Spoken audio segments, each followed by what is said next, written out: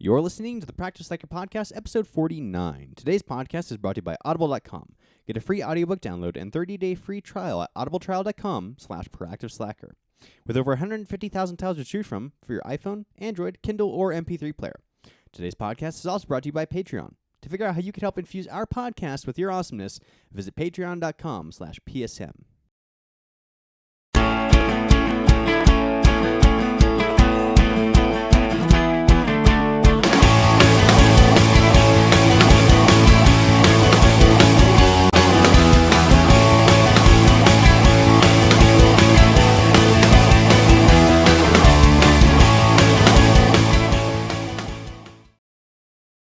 I was like, okay, movie theater. It's an environment I like more. It's way I could walk instead of having to drive half an hour just to get there, save gas money. I make the same, but I'd save money. So great, we'll do that. And I went in. I got a job interview. I'm like, yeah, that's a good sign. That's a good sign. Went in. Interview went really well. And then when I went back in the office, I'm like, okay, we're just going to fill out your tax information, get you all set up. That way you're good to go. As I was filling that out, I was marking down in the little boxes, starting pay 9 full time. It's like, oh, no. The starting pay is that $8 sounds hot and an hour, to me. and you're going to make 25 hours a week. Like, okay. So I'm making $1 less and working 15 less hours a week. Well, there's two ways I could approach this. I could, one, not take you up on that offer, or two, yes, work here as a second job. So I'd work from 7 till 3. I could work from 7 till 3 at the car wash, then from 5 till 10, or, take a nap and then work from like 7 to whatever, right? Start working at 7 to midnight, right? I could do that, and then I work 13-hour days, right? So those are my two options. Was cool. As evidenced by my uniform, right? I'm not taking them up on their offer. Exactly, and that's why I was really tempted for a bit to pick, I'll work 2 jobs, I'll make some extra money. And then, like, my brain backslapped me.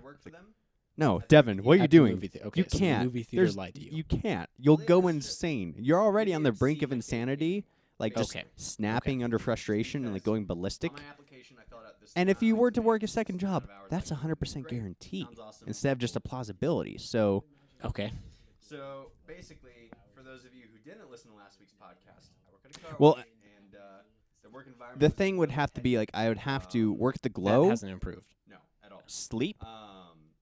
Then go to work, then sleep. So I'd have to like shop my sleep cycle in the weird periods, right? And then on top of that, so I'd be working 65 hours a week. And on top of that, trying to find like the 20 or so hours it takes to do the media companies. Nice. Yeah. So I'd be working 85 hours a week. And then once I did the math and I add that all up, I'm like, no. Not happening. Yeah, so long story short, I'm going to be staying at the Glow. On the upside, we're finally getting our bonuses again. Okay, so the way it's theoretically supposed to work at the Glow is that we wash a certain amount of cars a month. If that number is 10,000 cars a month or more, we get a bonus. Starting at, so basically, if we wash 10,000 cars in a month, we get an extra $1 an hour for every hour we work that month. So let's say you worked 160 hours that month. You get $160. And I think the way it works is if we wash 11,000 cars, it's $1.10. Those are 12,000 cars, $1.20. The first one. So on and so a forth. Good option. So One, I think not a good option. Yeah, but it's a nice system. It's very generous. I think 1 month we washed 18,000 cars, so we got $1.80 for every hour we worked that month. But the accountant, I guess, doesn't want to do accounting anymore, even though she's still getting paid as an accountant, but she doesn't work there as an accountant anymore. She hired on another accountant to do her job for her. Can you imagine if that makes sense? So we have 2 accountants, one of which does accounting at the Glow. The other one just gets paid. Job, and then having to deal with well, she doesn't come in. The thing would have to be like I would have to. Well, and that's the thing. Ever since we got hired on the new accountant, we haven't made our bonuses. Like, we just haven't gotten our bonuses. And to be fair, we've changed up the pay scale, not the pay scale, the price scale for, like, customers for washes, and we've changed up the whole system. So it's like throwing the big thing in the loop. But, it's, we did that 3 months ago. No. Not happening. You shouldn't have had to do the math to figure that out. Yeah. So, long story short, I'm going to be staying at the Glow. That kind of sucks, but on the upside, we're finally getting our bonuses again. Oh, okay. Bonuses again. What does again mean? Okay. So, the way it's theoretically supposed to work at the Glow is we wash a certain amount of cars a month. Sure. If that number is 10,000 cars a month or more, we get a bonus.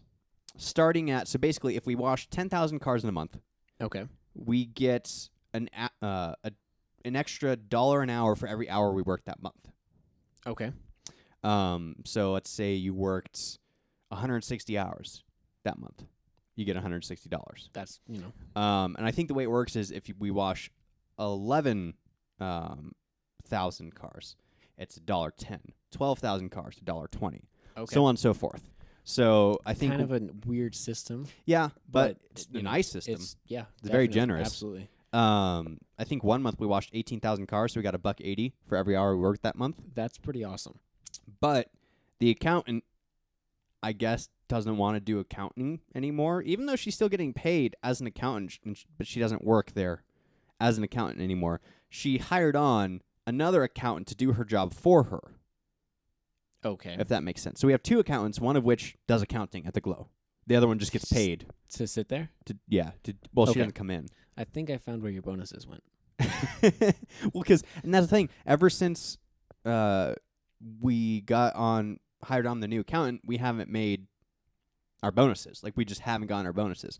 And to be fair, we've changed up the pay scale, not the pay scale, the price scale for, like, customers for washes, and we've changed up the whole system. So it's like throwing the big thing in a loop. But it's, we did that 3 months ago. Right. And we haven't gotten our bonuses. Fortunately, bonuses are back in operation. We got them today. Nice. And that's the first bonus I got in like 9 months. Well, I mean, it's better than nothing. It is. And it's in effect, as long as we have bonuses, it's like I'm making, because we hardly ever don't do 10,000 cars in a month anymore. So it's essentially like I'm making 10 an hour. That's pretty awesome. Except the last dollar isn't taxed. If that makes sense. Even better. Yeah. So this all happened in a rapid succession, right? So it's like, movie theater, we're going to pay you crap money, crap hours. Okay, no thanks. Oh, the wash is bringing bonuses back. Yay. And apparently they're going to bump everyone up to $10 an hour. So there's that as well, which would help immensely. Absolutely. But they've been saying that for 4 months. So every time it's the same thing. Oh yeah, we're definitely doing it. And I'm at the point where, like, I'll believe it when I see it in my bank account. When I log into my online checking and I see that my paycheck is bigger than it should be, then I'll believe you. But until then, I've learned to not trust anything you say anymore when it comes to, like, propositions of this is going to happen soon. Because they always say, no matter what it is, we call it Mike time because the owner's name is Mike. It's just, if he says, oh yeah, I'm going to be there in about 15 minutes, you add 2 hours to it. Okay. And that's normally when he comes in. It's 2 hours after when he says he's going to. And then whatever he says he's going to start implementing in the wash, you add about 4 months to it. Okay. And that's about when it gets done. All right. That's a poor time scale. Yes. Honestly. And even to the point where we used to have these things called wash books. And for those of you who go to car washes on a regular basis, you'll be familiar with something similar, at least, but it's basically a loyalty program. Okay. So it's a card that they buy, and it's preloaded with 4 washes, right? Okay. But the price comes out to where they're saving $2 in each wash. And every time they come in, they just give it to us. We swipe it. It removes a wash. We give it back. Okay. And simple enough. Right. We changed the prices on New Year's Day. Ever since then, we no longer have wash books. And literally all we get, the only questions we get anymore all the time is, when are you guys getting your wash books in? When are you getting them in? When is the loyalty program? When can we get a, frequent flyers card? All this over and over and over again every single day. That's all we get anymore, and we've lost customers over it. And we keep telling the owner, Mike, we need these. That's all we get. And we're like, yeah, but it's that's pretty much his answer. Right. Is that. And so we've gotten to the point to where, more like I've gotten to the point where I'm just going to take this matter into my own hands. I've worked out a system that's going to work. Okay? So Devin, I feel like this might be dangerous. Nick, I photoshopped together. Yep, I'm looking at it. What we're going to call a temporary loyalty pass. And so I photoshopped these together. We're using Vistaprint. We've used them before. Yes. They're really good quality business cards. Absolutely. They're shipping. Not a sponsor. They're not a sponsor, no. So they're not paying us to say this. They're really solid quality cards. And the reason I think the shipping was off is simply because the mail at my apartment doesn't always reach me. That's right. So it was more my apartment complex's fault and not Vistaprint's fault. Okay, fair enough. Because our apartment's weird. We don't get half our mail half the time. And it's really annoying. That's bad. And we were going to VidCon. Yep. And we wanted business cards for a company. That way we could pass them out. Yeah, and it makes sense. They didn't arrive by when we need them because of my apartment complex and the weird mail system. Mm-hmm. So we had to print crappy business cards at Kinko's. Which came out awful. And then, of course, when we got back, they were there. And they're really nice. We have 500 of them if you ever want free business cards. They have a QR code on the back that you could scan, and it'll take you to our broken website. It's fantastic. Wow. I mean, way to promote them, Devin. To our broken website. I love it. Well, I mean, it's not our fault. No. It's Squarespace's fault. Still. Yeah. So we're going to be using Vistaprint to print these off, okay? And it's basically like, when you go to, for example... okay, first off, I want to explain. This, what Devin has on his computer is a Photoshopped temporary... I can show them if you want. Yeah, you can show the camera, but for the audio listening, it's a temporary loyalty card. I'm assuming you're going to punch holes out of it or mark it down or something, right? That is correct, yes. Okay, so it's got a 3, 2, 1, and then I'm assuming the fourth one you get when you buy it. So you're going to print this out. Yes. Instead of your owner sending you, ones through the company, you're going to print these out yourself, sell them to the customers yourself. Yes. Okay. Because really, and I just realized I was holding up my laptop to the camera the whole time. I could just take the graphic and throw it on the screen. Put it on the screen in editing? Yeah. Yeah. I don't know why. That was for the live audience, Devin. I don't know why. Yeah. For all 0 of our live viewers, they got to see that live. You're welcome. Yeah, I could just throw in the graphic. That was really dumb. But here's the thing. The owner is one of those guys who, until he's forced to do something, he won't. Right. And so once the accountant starts seeing these loyalty passes show up when she's doing her accounting and goes to Mike's goes to the owner and says, "What are these?" And then he realizes, "Oh, I've taken so long that my employees have started doing this." And we have a good counter argument on our behalf. It's like, no, you were losing customers. I'm not saying that it's not justified. My point is, I'm running his own business for him. He's not going to like that. I know. He's not going to like you taking over his business. He's going to say, when we get loyalty stuff is my decision because I own the place. And you can't charge people less than that. Like, he might try to take out the $2 a wash out of your paycheck or something. He might. But as long as it gets the message across and gets him doing something, that's all I care about. And I mean, it's good that you would have gotten hired for another job because you might lose yours if you follow this path. I feel like that's a possibility. Well, and what's funny is I didn't really realize it till I read it, but what the text I put on the card itself is somewhat a little sarcastic. It says, on one half it says temporary 4-wash loyalty pass. Then the other side says, due to popular demand, we are offering these temporary loyalty passes until our official cards arrive. To use a wash, simply present this card at the register. And then there's a section where we're going to have a hole punch, right? Yep.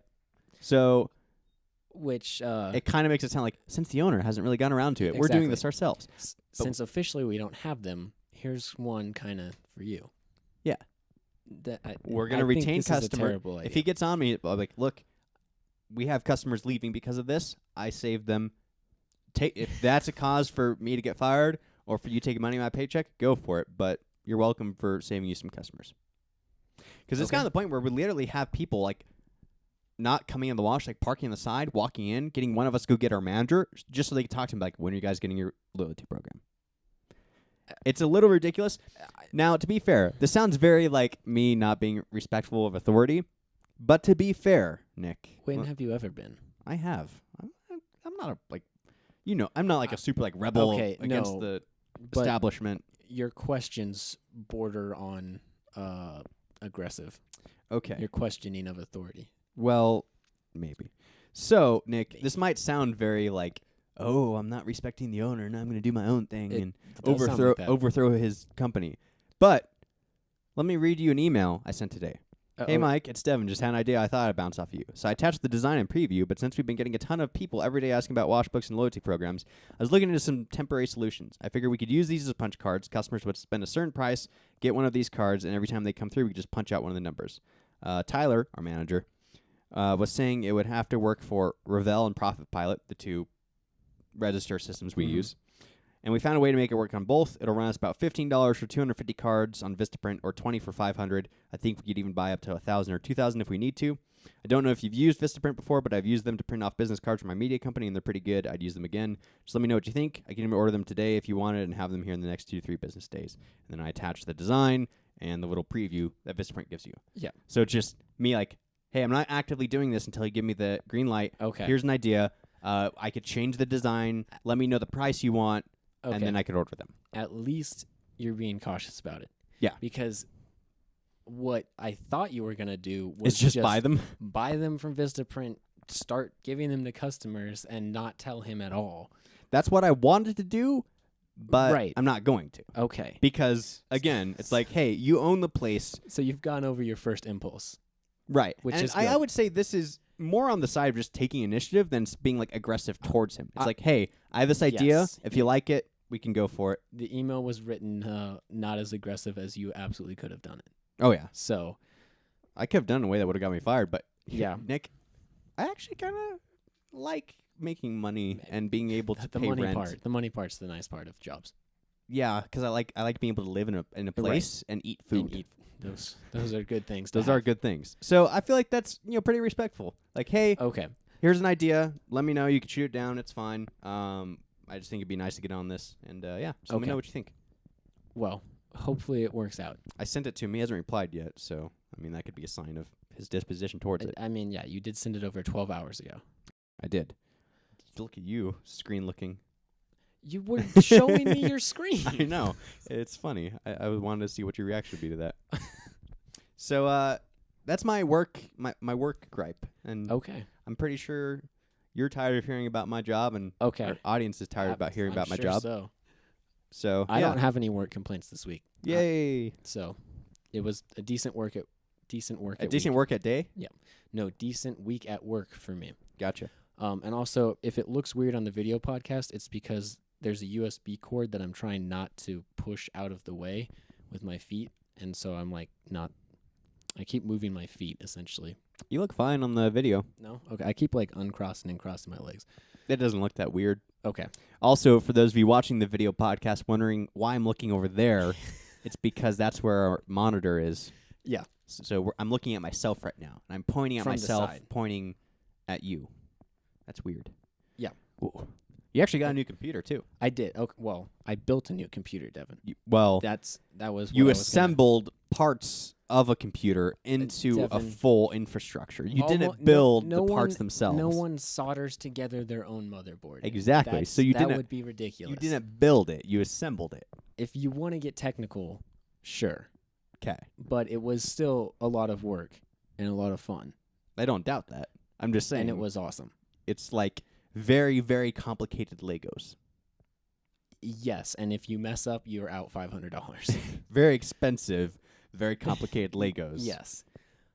But it was awesome. I spent like 4.5 hours putting all the parts together. It's kind of complicated, like actually making it all fit. And then you spend a lot of money on these parts, right? Yeah. And they fit together very precisely, which is good, and they need to. But in order for them to do that, you kind of have to force them into position. But since you spent a lot of money on them, you don't want to put the force on it? You don't want to break them. So it's like, am I doing this right? Because it feels like it could break at any minute. And then it clicks in and you're like, oh, it didn't break. And then when it all boots up fine, which it totally did, it was flawless. It was awesome. None of my parts were broken, which was something that I was constantly worried about because all the bad reviews are, this was dead on arrival. But I feel like most of the people only put bad reviews in if that happens. So. Oh, yeah. And we talked about it before, but in general, you're only really motivated enough to leave a comment when it's a negative one. Yeah, exactly. So. Well, I would actually say the computer nerds, a lot of positive comments just because they want to brag about their builds. Yeah. Well, in very niche areas of the internet, especially forums, a lot of positive comments. Yeah. Because it's that community. But in a generalized community, mostly negative comments. Okay. Fair point. But it was, it's awesome. And I have a great computer with an awesome video card. I might get a second video card later and use them both together to make it even awesome. More awesome. Even awesome. More. I was going to say awesomer, but that's not a word. I was it's too a word. excited for grammar. You can still use a fake word if it sounds better than even awesome. Okay. There you go. I'll try to roll with it next time. You should. But yeah, I was doing some benchmarking utility tests. Like, there's this whole, it came with my graphics card, like this program that essentially stress tests your system a little bit, and it was just awesome watching it render all these 3D stuff and keep above 130 frames a second. Was amazing. Gotcha. So compared to your old computer, how much better is it? Well, price-wise, it's 4 times as expensive. Okay. Well. So, you would hope it's at least 4 times better. I would absolutely say, my old computer had an AMD processor, and my new one's an Intel. And so I don't quite know how to compare those. Gotcha. But it's definitely, 5 times better, at least. Well worth your money. Yeah, absolutely. Now, are you using it just for like a gaming computer then? Mostly it's going to be for gaming, yes. But I can also do 3D renders probably very quickly. So I'm probably going to start trying to do that. Yay, Blender. Yeah, exactly. I'm going to learn Blender eventually. I like how we've been learning Blender for like well over a year, and we know how to make simple meshes move around the screen. Exactly. But all you need is more and more meshes moving across the screen more and more complex ways, and then you've got a video game. Yeah, that's a very loose way to put it. I mean, there's... So, we're almost there, right? No. Yes. We're nowhere near... We're almost there. We can maybe make a Tetris game. Like, if we really wanted to, that's about our skill level. Okay. Right there. Because, I mean, all right. You're disregarding textures and lighting. And we're not the artists. That's for the artists. We're just doing the meshes. I feel like I'd be more of the artist. Okay, well, then you get on the textures. Okay, so you'll create the meshes and the animations and the renderings. I will do the textures and lighting, and we're good to go. Okay. Practice Slacker Media, the video game, coming in 2016. That would be boring. Yeah, it would. There'd be like complain about work, complain about cars, and make no money. Those would be the inputs. Those would? Yeah. I don't know what you're talking about. That sounds like the best game ever. Yeah. No. It would be too immersive to your life. You wouldn't enjoy it. Dude, that's why I play games, for immersion. It'd be the most immersive game ever. Okay. It'd be like me living my own life vicariously through myself in a video game. Why would you want that? I wouldn't. That'd be awful. It would be. Yeah, you're right. No, wait. There'd be 4 options. Complain about work, complain about cars, make no money, drink caffeinated beverages. Okay. That would be the fun mini game. Would it? Yeah. All right. And then it kind of speeds up the whole system. Like the more caffeine you drink. Yeah. And then you see how fast you could live your life before you die. All right. Apparently it's now Fast and Furious. That got dark fast. So yeah, new computer for Nick. Yes, I'm so excited. I have on multiple occasions gone over, like when you were still building it, you had it on a table downstairs. Yes. And I'd start nudging it towards the edge of the table. He was being a jerk about it. And take a dagger, because you have a dagger for some reason. And it'd be like... Because I have a dagger. Why? Who doesn't have a dagger? I have a pocket knife. Does that count as a dagger? I also have one of those. I have a... It's like, did you notice that it was with my Dungeons & Dragons stuff? It's atmospheric, Devin. Okay. It's atmospheric. It lends to the atmosphere of the gameplay experience. Yep. Well, by that logic, you know what we need to do? Start LARPing? You can LARP. Okay. I will not participate. I was following your logic. I feel like that's where it would lead to. I will not participate in your LARPage. I'm not going to. Which is a fun word to say, by the way. LARP. Yeah. It sounds like something out of Hitchhiker's Guide to the Galaxy. Kind of out of like Vogon poetry. So okay. Hitchhiker shout out for any of you fans. No, what I was saying is they sell, and I know this because I got to help with set design for like plays and whatnot before, and they sell these giant sheets. I forget what they're called, but like giant sheets of very condensed pink foam. It's sometimes blue as well. Okay. I think it's used for insulation. All right. But it has the consistency if you were to take packing peanuts and or styrofoam and like super compress it. So it's like still super light, but it's fairly solid, right? Okay. And it's very easy to work with like sandpaper or like scissors or knives or whatnot. So you could like sculpt it basically. Okay. So we need to get some of that. Okay. We need to get rock texture spray paint. We need to carve a fake dungeon wall, right? Okay. Spray it down to look like a stone wall. Put it up in a room here in your house. Right. Get like fake torch sconces. Sure. And like fake torches with like, light bulbs for flames. Right. Do all that along with your dagger. And that'd be the perfect like atmospheric environment for... Absolutely. If you built me a D&D set, I would play on it every week. New project, Nick. Are you going to... Okay. If you provide the money. I'll pay for the supplies, but not the labor. Well, because I'd be taking time off of work to do this. Oh, so wow. I would need commitment. I would need to be on top of that. No, I can't. On top of what? All my hours are used. I don't know. All hours are in. I'm not paying you $10 an hour. I don't even make $10 an hour. 8? No. Well, I guess no LARP set for you. All right, that's fine. Our table works just fine. I saw a documentary a couple of years ago about LARPing. Okay. For those of you who don't know, LARP stands for live action role playing. It does. It's crazy people. Nick, if you were to start LARPing, I might start disassociating myself with you. No, I wouldn't blame you. I'm not into that. It's essentially nerds fake fighting, which sounds like middle school or even elementary school. It absolutely does. And like there's a line. My biggest problem with it is you're not actually fighting. Right. Like if I want to go fight, I took Taekwondo for 5.5 years. See, so if you want to fight, go learn how to fight. In my opinion, it's like at least find a way to professionalize it. Like be a professional pirate at the Renaissance Festival, which you could probably do. I absolutely could do that. You should see into that in a summer job. I feel like the pay wouldn't be that great. But you get to be a pirate. You get paid to walk around. I mean, that's an atmospheric environment of medieval Europe as a pirate. Yes. You've seen me act. Do you feel like I could pretend to be a pirate literally all day long? Well, a convincing one? In a year, okay? In a year, we'll put you through some acting training. But the real thing is in a year you'll be 21, so just get drunk and then be Jack Sparrow. All right. You'll be Jack Sparrow. Like, right? Okay. So in my opinion... if I got paid to be a pirate who drank on the job, that seems like the best job. Yeah, there you go. It's a perfect solution. Yeah, and then I could just pretend to steal from people, but sometimes actually, and I'd make even more money.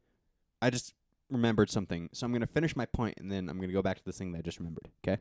Okay. Rest of my point is, when it comes to LARPing, sure, if you're going to dress up and like immerse yourself in this environment or piece of fiction or whatever, it should be in a professional manner. That way, it kind of makes sense, right? So acting. Okay. Again, Renaissance Festival, or there's one more that I had, but you get my gist. Okay, kind of, but I mean, LARPing. A thematic restaurant. There's a restaurant that here costs way too much. Yeah, there's a restaurant here called Baker Street. Is it just called Baker Street? Baker Street Pub and Grill. Yeah. vaguely Sherlock Holmes themed. Pretty cool. Great. It's 100% Sherlock Holmes. Well, yeah. Like their menu has Sherlock Holmes on it. That's true. Great food, by the way. So if you're ever in Colorado, probably the best fish and chips in Colorado. I just got a great idea. Steampunk themed restaurant. That'd be awesome. Yes, but I also feel like a large portion of the population can go to Baker Street Pub and Grill and feel all right there. Probably a much smaller portion would be willing to go to a steampunk one. True. But steampunk, I feel like, is this genre that's like somewhat on the rise. So if you capitalize on it now first, okay, and then you have the original steampunk restaurant. Yeah. Okay. Exactly. Also, I can't. No food comes to mind when I think of steampunk. True. Also, you know what's not vaguely weird, but really weird? All right. Last time we went to the Renaissance... Our trains of thought? That too. Okay. Last time we went to the Renaissance Festival, there was one shop in the entire Renaissance Festival dedicated to steampunk. There was. Not the same at all. Like... it's steampunk to the Renaissance? Yeah. Yeah. No. There needs to be a steampunk festival. Pirates, not same time as Renaissance. Yeah, so there's that too. It's a couple hundred years afterwards. Essentially, the way people in the present look at the past is kind of like a mishmash. So, time is harder to distinguish between eras and whatnot. Yeah, I feel like the Renaissance Festival appropriately represents everywhere from 1200 to 1700. Yeah, which is 500 years. Yeah, which is twice as long as America has been a country. True.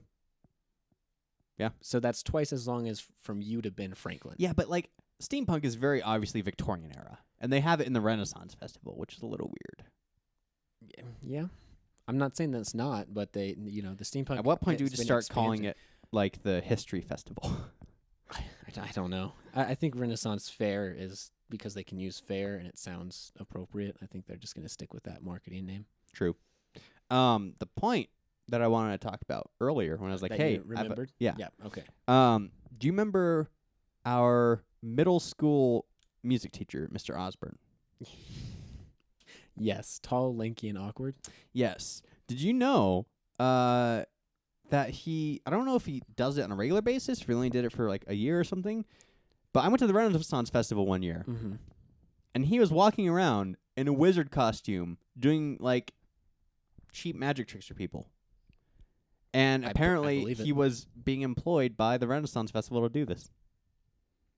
I believe it. Absolutely. He was like doing string tricks and everything. Well presented. Obviously, that's more of a passion than teaching, because his teaching was rather not... Yeah. I just remember sitting on the risers for like choir watching Beatles documentaries. That's what I remember of his class. Yeah. I also remember that we would be forced to do like, and I think every school kid's forced to do this, but like the quarterly or once a semester, something like that. I think it's like once a semester. Like we had trimesters back then. We did, which was very weird. Yeah. I think our middle school was the only one to do that.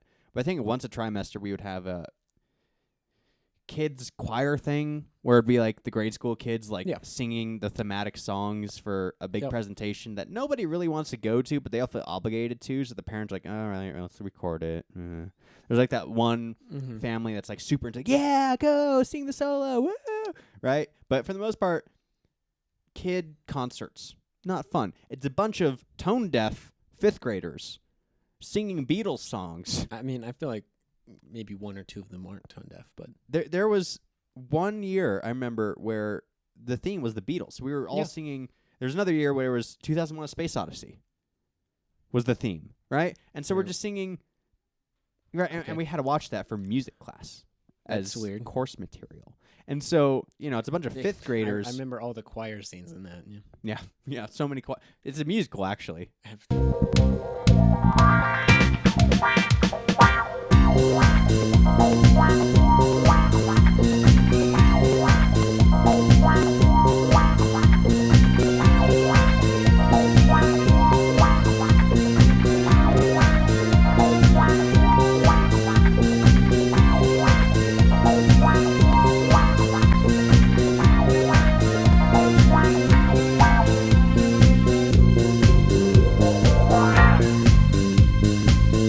Didn't realize Yeah. That's how nuanced it is. 2001. It's so subtle. So nuanced, you won't realize it's a musical.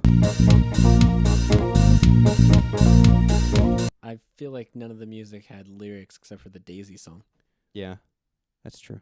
I don't know. But we, fifth graders, tone deaf fifth graders, singing Beatles songs. They're way before their time. Don't know all the words. Kind of just mumble through it. And then the parents with the camcorders like, I want to go to bed. I have work tomorrow. I really don't want to be here.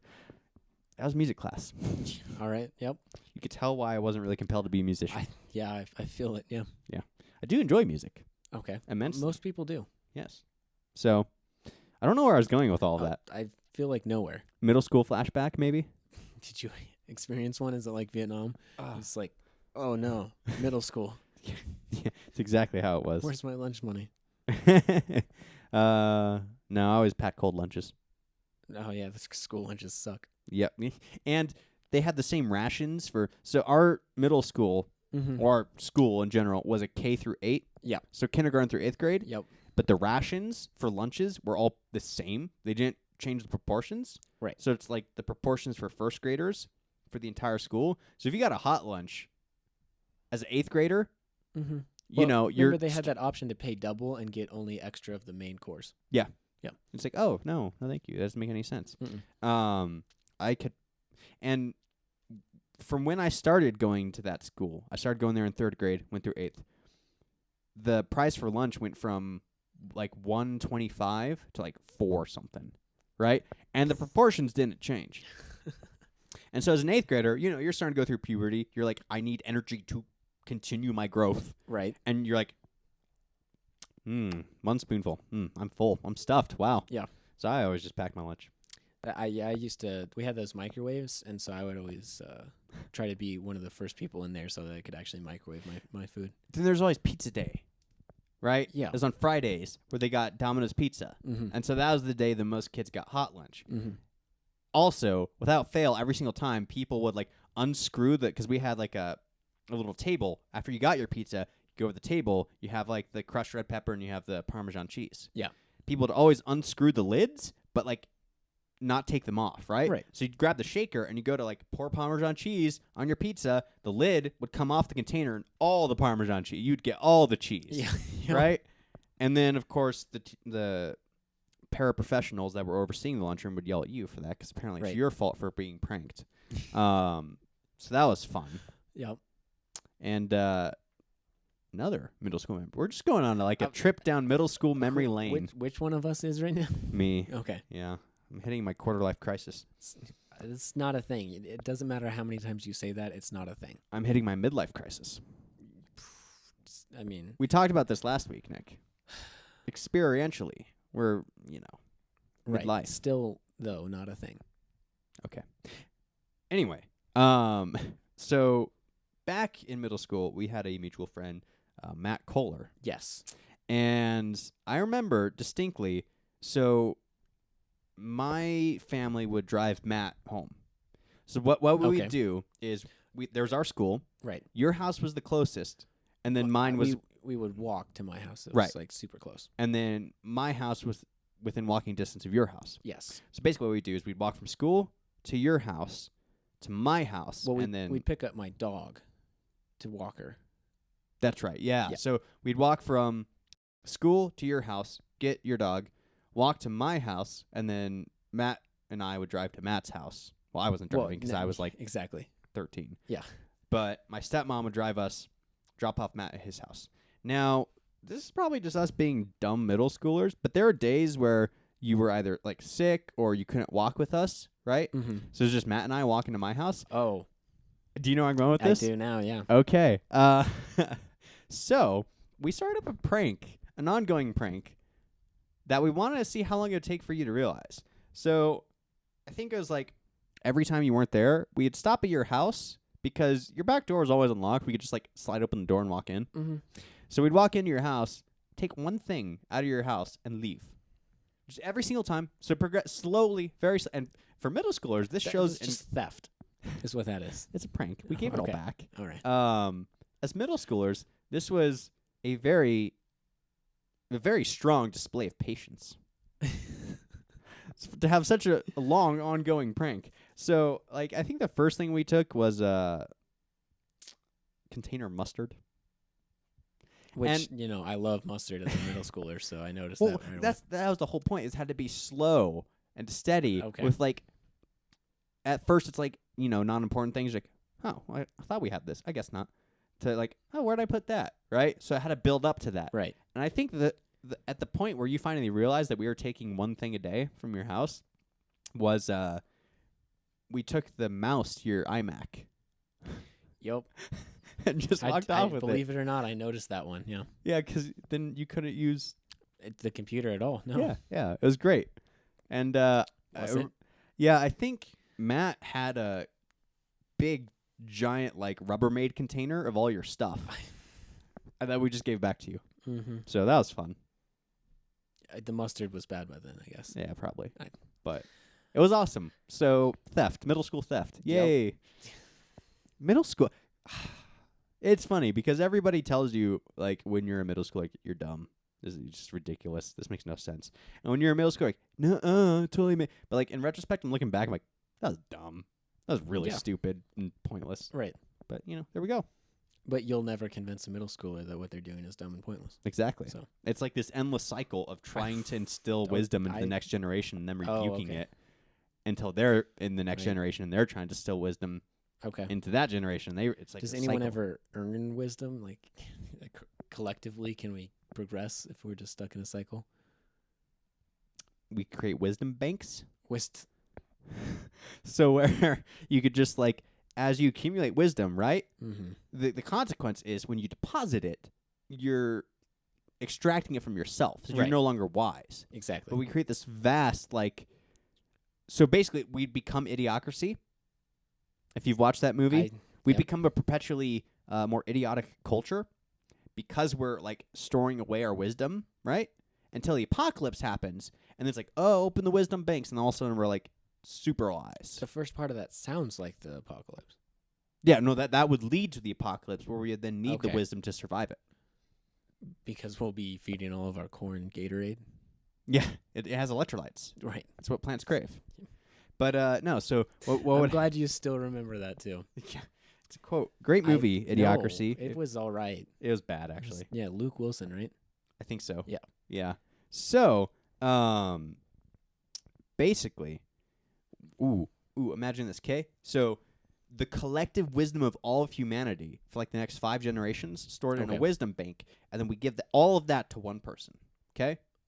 And then he just overloads, his brain melts, and then we're out. No. He absorbs all of it. Sure. And then figures out insta-solutions to all of the craziest problems we could have. Okay. So even, like, we're like, okay, the sun's expanding to where it's going to fry Earth. And look, I have this spaceship available. It's not even a spaceship. I have this wormhole that, I've tracked down this planet, and it's habitable. It's, in fact, to a parallel universe where the sun's not going to die for another, all this kind of stuff.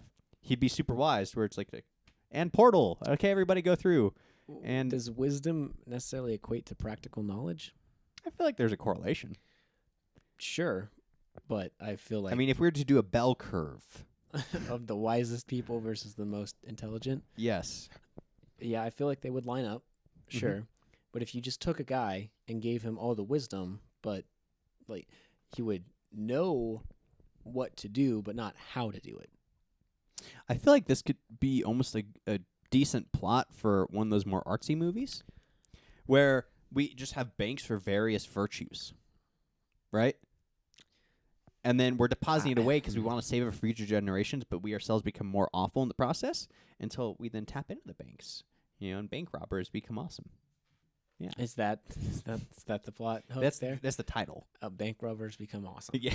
I feel like that's not, like, do we have compounding interest on our virtues? Yes. Otherwise, there's no reason. We're just, like, delaying it. Yes. Okay. So we're storing away virtue now, so that way at some point we can give humanity all the virtue it needs off just the interest. Yes. Forever. Assuming population isn't and going the up. Virtue economy doesn't collapse. That'd be bad. Morally bad. Yeah. What? Oh, I see what you did there. This got a very weird. Who Who brought it to the weirdest place? I'm also an owl. You're what? Because I said who. Oh, Nick is an owl. That'll be your lower third for today's podcast. It'll say his owl. Yeah. That was one of the jokes I say that I was hoping you wouldn't notice and just keep going so that way people could laugh at it later. So thanks for not. You're welcome. Okay. So, shall we Yeah, change topic absolutely. before we keep going down a weird virtue bank robbery? I'm done with it already. I don't have any more contributions. Okay, good to know. So, in a not so subtle segue to other things, the greatest segue of all time. So, I've been learning Icelandic, Yes, as you know, I do, yes. and it's been very hard to find resources I would imagine. to learn It's Icelandic. not a common language Americans say I want to learn. It's not a common language anyone says they want to learn. Again, the whole country's 300,000 people. Very small. Not very many people speak it. But I finally found a really good resource called Icelandic Online. I feel like you could have just Googled that originally. I did. I was Googling the crap out of Google to try and figure out, okay, Icelandic language resources, blah, blah, blah. Mm-hmm.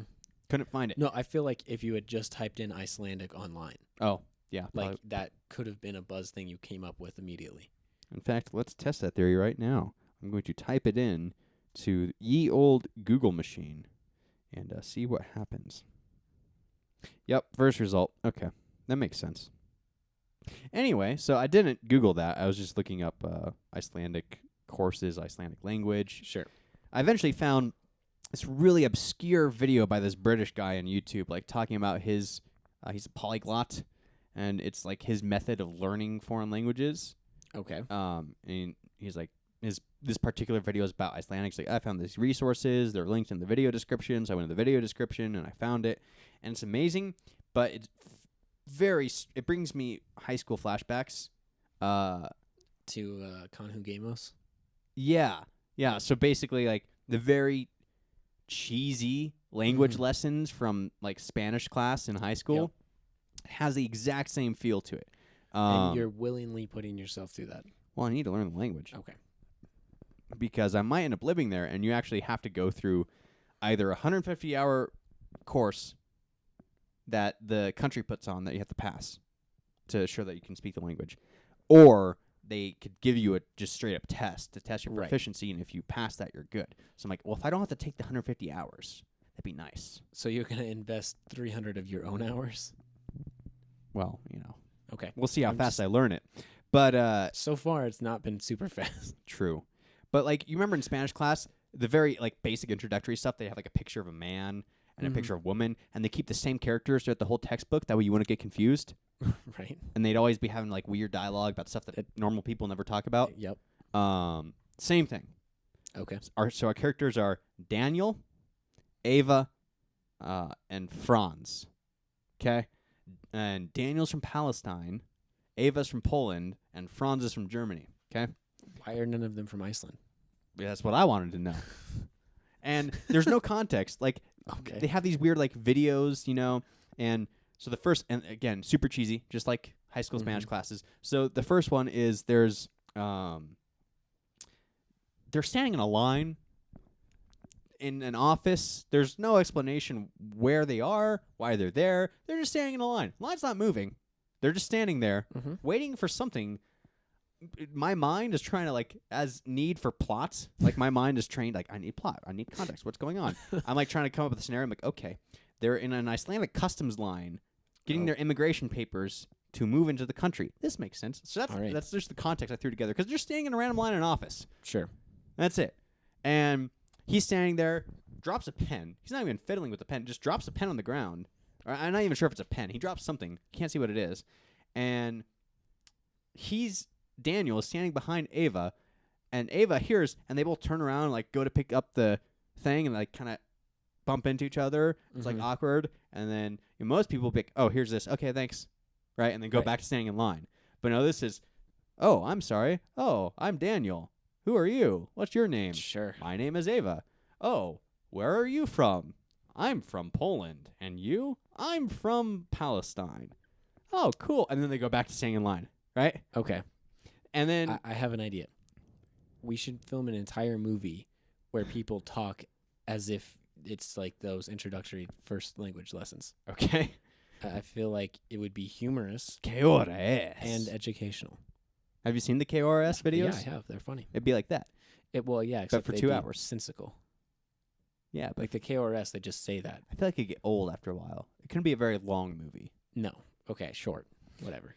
But so it's rather cheesy, and I'm like, Right. Why do all language courses have to be like this? Like, why? I don't know. And they have like mini games and whatnot. Like, Yep. I think it's just an effort to be more interactive about it. But, to be fair, it is working. well, you're trying hard. Mm, No? I think it's mostly with these kind of courses, they're built into like repeat, review. And Right. the book I had didn't have that. It's just like, okay, here's all the information. Next chapter. Here's all the information, right? Whereas this is like, here's some small bits of information. Now we're going to repeat it 20 times, just drill it into your brain. Okay, let's go to the next section. We've moved half a step, okay? Now you're learning 2 words at a time. Boom, drill that into your brain 20 times. But it's working. Okay. So, Well. yeah. Boom. Good luck with that then. Yes. Learning it completely. Yes. I'll be fluent in by next podcast, actually. I don't believe you. Next week's podcast will be in full Icelandic. No. Yep. I won't. Okay. You're on your own then. Fact. No, not Yes. fact. False. We should do that. So I'll speak fluent Icelandic. Okay. You can speak English, but I won't acknowledge you unless you speak Sure. in Icelandic. Okay. So it'd be amusing. Be that for an hour. I'll just be making up syllables and you trying to string together meaning. Yes. Okay. That might be a description of our podcast, I think it just is. in general. Well, I think if it's highly unlikely that anybody's stumbling across this for the first time. Like, this is the podcast that they're first stumbling across Okay. Soccer Media. So most of you listening are probably regular listeners. You know that we're random. You know that this makes no sense and that in all reality, it's just 2 random guys talking about random things for an hour. It's true. That's why it's called a talk show. That's the professional way of labeling that. Okay. Is a talk show. Apparently. But But- yeah. You were speaking about lines, though, like waiting in lines. Yes. Did you hear, do you know anything about the experiment where a guy went I know where you're going with this already. to various cities and he would just stand in front of doors? And just wait. He would just stand there waiting as if he were in line. And eventually, People would line up just behind him. line up. Yeah. For nothing. They don't know what it is. They're all asking each other, but no one knows. He doesn't say anything, and then he leaves. Right. And then it's just a line. Of people just standing, waiting for nothing. No reason. That's great. My question when I first heard that was, every time I've stood in a line, I've had something that lets me get into the place I'm going at the end of the line. Yes. Usually it's a ticket. Yes. Like I'm standing in line outside of a concert waiting for the doors to open so that I can go in and get a good spot. A ticket, a wristband, a stamp on your hand, Yeah. something. Yeah. So how often is there just a line for free stuff? Never. Right. Yeah. It's like The only places I go line. like grocery store samples. Yeah. There's not usually too much of a line because it's just kind of you stop by because there doesn't need to be a line. You're not waiting to a specific time where everyone has to compete for access. So Yeah. it makes no sense to me. There's a similar experiment just where like guy would stop and like look up in the air. Yeah. And like people would like stop and like look Yeah, up they'd- too. yeah.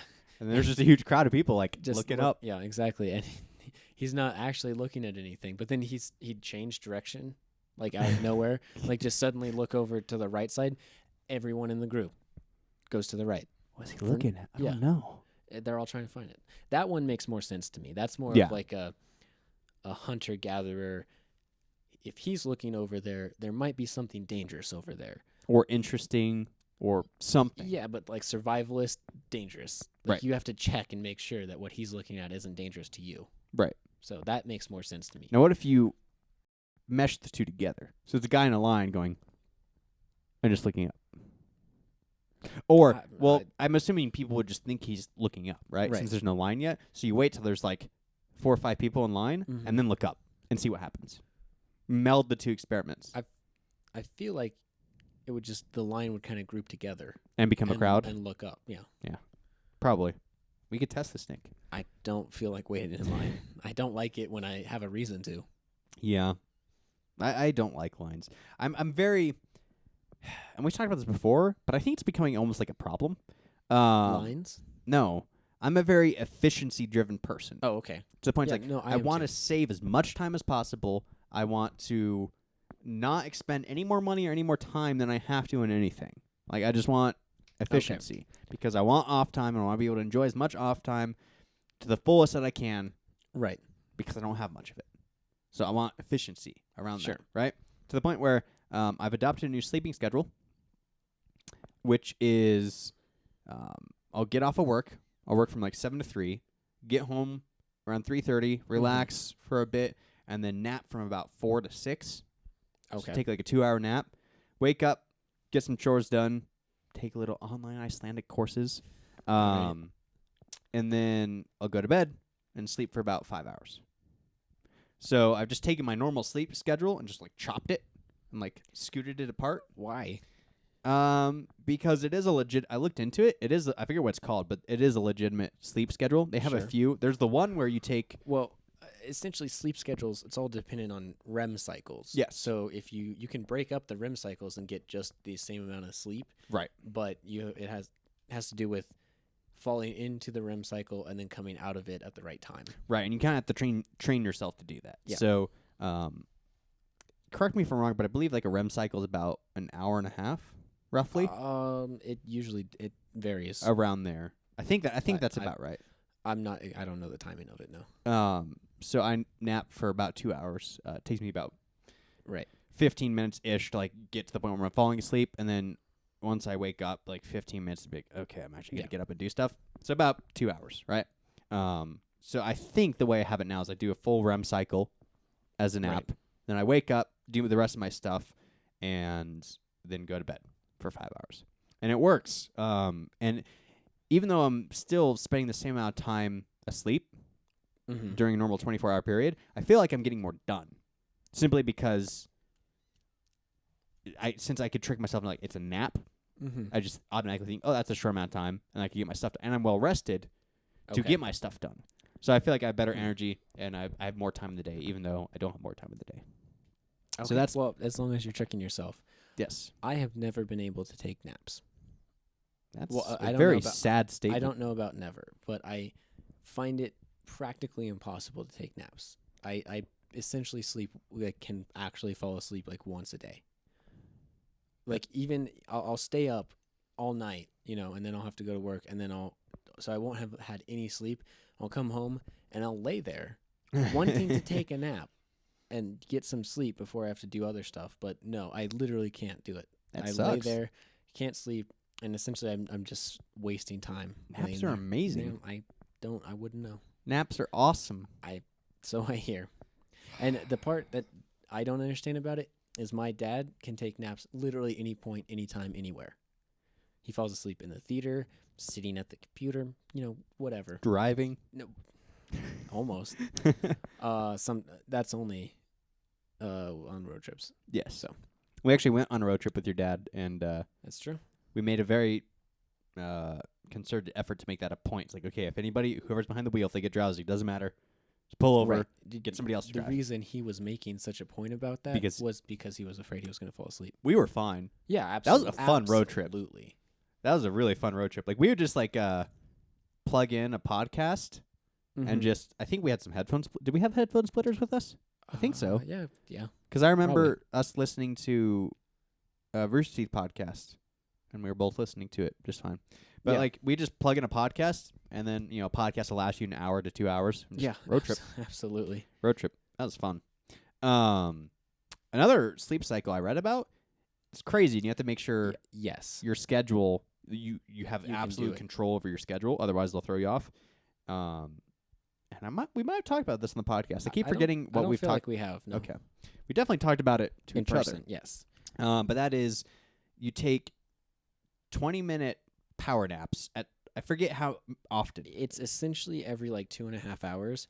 And the reason it's such a annoying schedule mess is because it shifts. So essentially one day you might sleep from 8 to 8:30, and then the next day you're sleeping from 8:15 to 9 to 9. Right. and then it shifts. It continually shifts and like goes later and later for that specific nap throughout the day, and then it cycles through eventually. But essentially, you have to have complete ability to take a 20-minute power nap at any point. Yes, and so basically you're napping 12 times a day, roughly. Yes. And the transition period to getting from, the typical 7-8 hours of sleep at night to that is torture because your body's not getting rest. No. And eventually reaches the point where your body, as soon as you close your eyes, realizes, crap, I'm not going to get long. REM sleep now. Activate. And your brain just automatically jumps to REM sleep like instantly. Yeah. And you get like a little mini REM and then you wake up. Yep. But that maximizes, you're only sleeping for that point like 4 or 5 hours a day. Yeah. You have more time in the day because you're spending less of it sleeping and more of it doing whatever. Right. So. Which is kind of secretly want to try that one out, even though I know it's highly impractical and I can never do it. I absolutely want to. If the only way it's possible is if like you're self-employed or just a rich millionaire who doesn't have to do anything. If you don't have to work a standard job, clock in, clock out for money, you can attempt it. I'm assuming if you make enough money doing freelance, you could do it. Like if you made enough to live off of doing freelance, you could just do your freelance projects in between naps. It definitely very much depends on what you're doing. If you're doing actual projects, absolutely. If you're consulting, probably not. No, definitely. So I would want to try it out too. I would recommend if anyone's interested, going to the XKCD article on it. Or webcomic. There's an archive, and I'm sure you can find it if you search in like sleep naps or sleep. Yeah. It's the comic's very interesting because he draws a lot of graphs in his comics, so it has a graph of several slim cycles. XKCD is just awesome. It's pretty much webcomics for the intellectually minded, specifically math and science. Yes, but also there's a lot of literature references and whatnot as well. There is. He's just a smart dude. Absolutely. Have you read any of the What If stuff? I haven't, actually. Oh, it's awesome. Essentially, he just applies physics to strange internet questions that people send him. So kind of like Vsauce, but in webcomic format. Kind of, but very specific and mathematically sound. Gotcha. So one of the recent ones was, if you could propel a rocket by driving a golf ball as that's what you're shooting. You're sitting on your rocket and hitting a golf ball away from you. That's how you're propelling your rocket. How many golf balls would it take to be able to exit Earth's atmosphere? And he figures that out mathematically. That's very specific. And it takes very weird turns. Essentially, the amount of golf balls you need at first is so massive that it instantly collapses upon itself and makes a black hole. And it's only if you get the claimed highest world record for fastest drive that you can possibly achieve a small enough ratio of golf balls that you can leave. It's just super weird, fascinating stuff. That is weird. Yeah.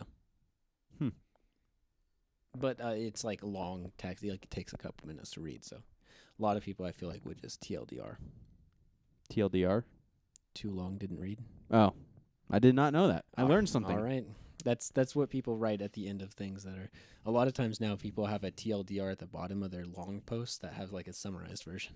It's like one sentence that people can read. What does that say about society? Too long. Don't know. Okay, this is too long. I'm not going to read it. And I can't be bothered to type out, too long, didn't read. Right. So I'm just going to abbreviate it. Yes. And it also says, I need you to know that I didn't take the time to read this, but I did take the time to click on it. And then take the time. Right. So it just doesn't make sense to me. Just read it. If you're going to click on it, unless the click links to literally a book, you might not have the time. Right. But if you have enough time to physically read it, just read it. Yeah. Who knows? Might be interesting. It probably is. You might learn something. Yes. Okay, but we're going a little bit over time. We are. There was stuff I want to talk about. Don't have time to, but we could use it as maybe next time on the Practice Hacker podcast. If we remember. Yes. If we do, that's a very good point. I have plenty of Icelandic updates. I Skyped with Gunnarsson. Okay. He is planning on starting up a media company, and he has a Vimeo account, has super great videos up. I'm working on getting an Icelandic visa and residency permits and all that jazz. So I'll talk about that next time on the Practice Slacker podcast. All right. If I don't feel too lazy in editing, I'll add some kind of like fancy title sequence, like animation. Okay. Kind of like they do on the TV shows. Right. Next week on Walking Dead or something like that. Right. It'll be like that, but I'll edit it in. If I am feeling lazy when I'm editing, there'll just be the words on the screen right now that said "too lazy, didn't edit," or maybe I could abbreviate it TLDE. All right. I like that. Yeah, I love the fact that you just learned what that meant. Yeah. So on that note, we're gonna wrap up the podcast. All right. If you want to be part of the podcast and the conversation, we're pointing at you right now. If you're watching the video podcast, pointing at a camera. Boom. No, next to the audience. You're shattering the immersion. So, if you want to be part of the podcast, you can leave some feedback and do so. Our email is feedback@practiceslackermedia.com, or you can call our Google Voice line and leave a message at 720-295-0885. Yes, we also have a YouTube account, and you can leave your feedback in the comments of the YouTube video at youtube.com/practiceslackers. Also, Nick. Yes. Why do you give me that look? Don't worry about it. Okay. We also have more social networking links. We have a website, practiceslackermedia.com. Facebook.com/practiceslackermedia. Twitter, twitter.com/psm_company. We have our own personal Twitters. I'm at ProSlackerNick. I'm at Devin_H. That's DEVYNN_H. And again, if you want to help support the podcast, you can definitely do so. There's various ways to do so. In fact, there's a plethora. And by plethora, I mean 3 ways you can do so. First off, today is brought to you by Audible.com. To get a free audiobook download and 30-day free trial, you go to audibletrial.com/practiceslacker. Helps us out, helps Audible out, helps you out. Win-win-win. There you go. You can also support us. Win-win-win. Win-win-win. 3 ways to support. Yeah. Practice Slacker Media. It's a conspiracy. Yeah, everything in threes. Yeah. There are only 2 of us. That we know of. Oh. Who knows? We might have a cameraman right now. They wouldn't know. He'd be behind the camera. There could be 3 of us. It's true. But also would have angles and interesting camera work. He's a very unmotivated cameraman, aren't you? Yeah. Shut up. He's nodding his head in disapproval. He doesn't like us mentioning his existence. All right. So, good work, cameraman. What if the camera had like the whole tripod had collapsed at that moment, and he had like the door would open and then slam shut? Well, then. You wouldn't do that. What would you have done, though? Yeah, you're too motivated, right? Yeah, his ghost had just done that. We have a cameraman. Don't refer to him as if he's not in the room. All right. I'm sure Jake feels very insulted, don't you, Jake? Now you've already named. He's very angry. He's giving me the glare eyes. Jake? What, the glare eyes? He's glaring at you. Okay. Can you not look at his disapproval? 2 ways of support is patreon.com. Yes, patreon.com/PSM. You can do it. Yep, absolutely. It's kind of like the old school PBS form of support. When you watch an old PBS show, they'd be brought to you by viewers like you. Thank you. It's essentially the same thing. You can help support this podcast. Yes. You can help us make more. Absolutely. Also, there's a Cafe Press store. cafepress.com/practiceslackermedia. Yes, and you can help support us that way and get yourself amazing gear. Kind of like the shirt Jake's wearing. He's wearing our logo on his shirt. Thanks, Jake. You're awesome. Good camera work. And that probably sounds really weird for the audio listeners. Yeah. For the audio listeners, you can't see us pointing at Jake off camera. So yes, more incentive. The video watchers can look at Devin pointing, but there's no Jake off camera. No. On that very weird note, I think we're going to wrap it up there. That was the weird note of the podcast? There's several weird notes in that podcast. You guys can join us for the live streams Thursday nights for the Practice Slacker podcast, Sunday nights for the Short Series podcast, and for the final edited versions, those will be uploaded Friday for the Practice Slacker podcast, and Monday for the Short Series podcast. So the day after. Yes. And we will see you guys then. Goodbye. Adios. Jay, what are you doing?